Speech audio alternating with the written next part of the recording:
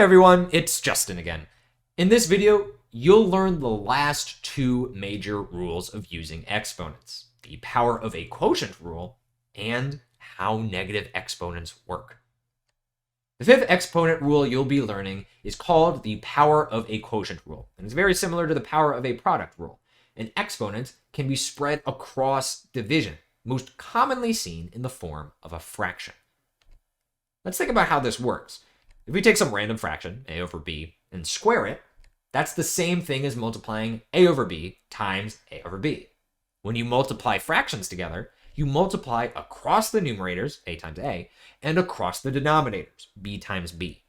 But if we're going to multiply a times a and b times b, we may as well just say a squared on top and b squared on the bottom.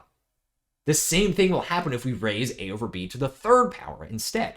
We multiply 3 instances of a over b, which multiplies across the numerators and denominators, which can be condensed into a to the third power and b to the third power. The trend here is that when you raise a fraction to a power, the result is that the exponent gets shared to the top and the bottom.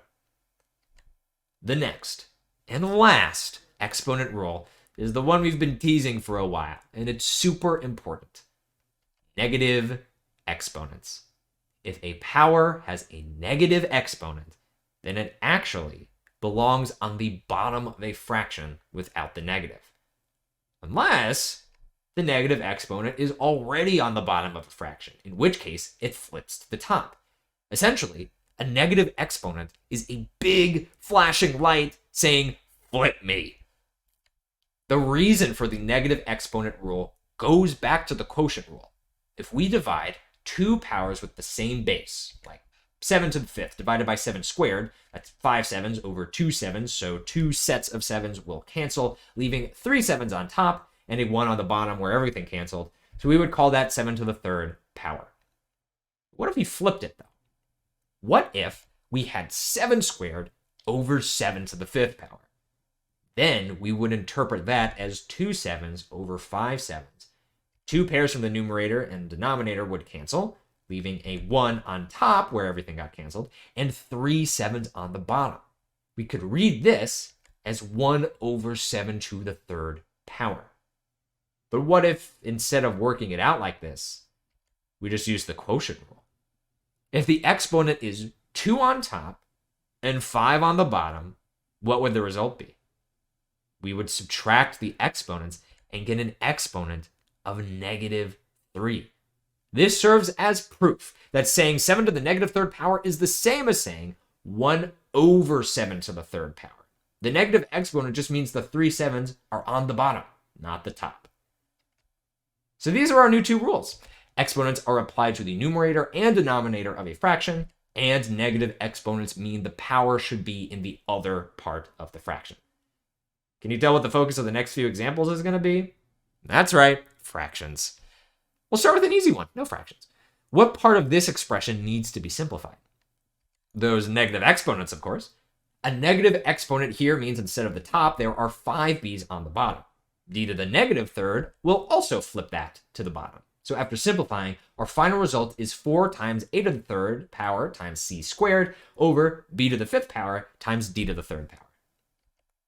Our next example has fractions and negative exponents.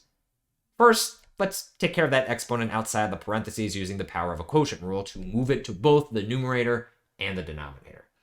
At this point, we'll use a rule we learned in an earlier video, the power of a product rule, to spread the outer exponent on top to all the pieces inside those parentheses. Now we need to take all these powers raised to another power and simplify them using the power of a power rule to multiply the powers together.